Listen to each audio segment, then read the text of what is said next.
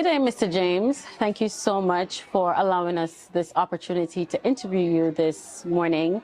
And first of all, I'd like to say condolences to the staff and students of the Five Islands Primary School on the passing of Chantel Crump. How is the school taking this news? It has been very raw for staff and students. It has not been well received. When we first received the message that Chantel went missing, we held on to hope that she would be found alive and being safe. But when we got the sad news of her demise, then it completely threw us into a tailspin. From since Thursday, it has been all crying around here. Yesterday, of course, was overwhelming, because the raw truth is a lot for children and staff to deal with. It is not easy. We're just trying our best to cope and to hold on to faith and hope.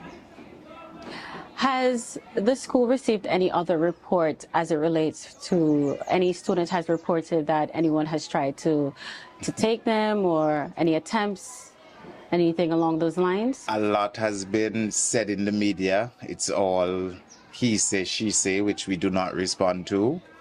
We have not received any confirmed information about any child being taken or any attempt of any child being taken. We have not received any such word, official word, that is. Awesome. And how are the students, the grade 4 students, the students that would have been in class with Chantel, how are they receiving this news? Very, very difficult. They continue to have their moments of breakdown, but children are more resilient. And so from time to time, when it hits, then yes, they will have the little, but they've been outside playing. They've been, getting back to normal. And we have been doing several things to help them. For instance, the Ministry of Education would have sent several counselors, quite a number, almost 20, so that classes were covered, and those persons who needed to talk really got the opportunity to just let it all out, and they did. We are looking to have Ultimate Playground come and create an experience for them to create some distraction, and we have had many offers as well, and we will be taking them on as the days go by, so that it can become easier for us to really cope with this challenge. Piggybacking on the counseling, will this be a continuous thing throughout the year, or is it how is the strategy that will be implemented? We were promised a counselor for the rest of the academic year. And in light of this, I believe that the ministry will continue to support that going forward into the next year. It's something I have been requesting for a while, because above and beyond this, we have had issues where it is very necessary for a counselor to be a permanent part. We have a lot of children coming with a lot of issues. Some I wouldn't be able to disclose, in the media space, but we have a lot of issues where children really do need that counseling service and even the welfare service. I totally agree. Yeah. In addition to the grade 4 students, how is the entire student body and also the teachers, the staff, how are they taking this? Well, as I said, the children are more resilient. The upper school and the lower school, they don't seem to be taking it that badly. Teachers, especially those who would have grown up in the area in Grace Farm, Green Bay. One particular teacher, she was very emotional because she grew up right in that same area. And her exact words were, it could have been her at that age, because that was her playground, right? So it's very rough for those persons who are close to the location, very rough for the teacher of the class, because having to see the vacant desk, having to see the spot where she sat, it's very emotional. Also, the previous teacher, the grade 3 teacher, is having a very difficult time, because they were very good friends. The parents, she basically ran in and out of the teacher's home. Basically, they looked after each other. So those persons who are especially close to Chantel would have a more difficult time. than the others who were not really that attached. You would appreciate that in a school of over 400, some children, you really don't know all the faces, you really don't know every name. And so it takes a while to really get to know everybody. And so those new teachers who just came in would not necessarily know the face, would not necessarily know the child like those who would have taught her. And so for those closer to her would have a more difficult time than those new ones. Is there any counseling services that will be extended to the staff and teachers? Yes, the staff had their separate meeting with counselors, and it was in that forum that teachers really just poured out, and several teachers really just let it all out.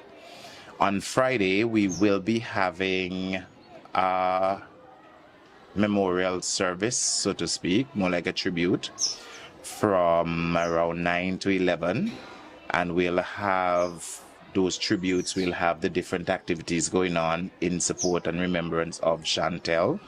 And I think too, you'll have like music therapy, that kind of stuff that will help to make it a bit easier for not only children but staff. With this situation, does this raise any concern or any alarm as it relates to the safety of the students right here at the Five Islands Primary School? I don't think that there is a safety issue, there's a safety concern. Now, Five Islands is a unique situation. Of the 400 plus children we have here, about 380 something take the school bus home. Now, that in and of itself is a challenge, because once we ensure that everybody gets on the correct bus, leave here, it is very difficult to track them thereafter. There is very little that the school, so to say, can do to track them once they leave our premises. Mm-hmm. So it has to be a community initiative. It has to be parent involvement to know, okay, if my child comes off at King George, I need to have somebody there waiting, or, put things in place, because once they leave here, teachers cannot be on buses taking them to King George and be there until whoever picks them up.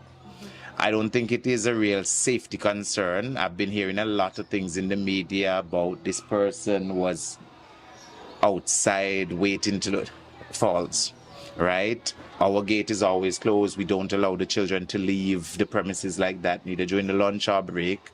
If maybe they need to go down to Green Apple restaurant down the road, I always send 2 or 3 of them so that they're never alone. Right? When we're sending them home, we make sure that the parents are the ones coming to pick them up, or whoever they designate. So I don't think it is a safety issue where the school is concerned, and parents should not be all up in arms that, the school is not safe. False. We are very much safe here, and we are very much looking out for children's safety here. Awesome. So what has your advice been to your students? We have been encouraging them to make sure that they walk in groups of 2s, 3s, bigger groups on their way home. Of course, we've been pounding safety. Do not accept any ride from anyone. Do not anybody run and make plenty big noise if anybody even try to speak to you who you don't know. And so things like that would help to raise alarm, right?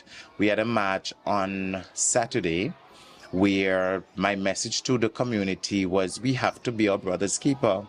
Because only after the fact you're hearing, I saw her got in the car. But, if parents, community members, school, we all are on board and we know, okay, the children live here, this person is supposed to be picking up and drop off, we know exactly who.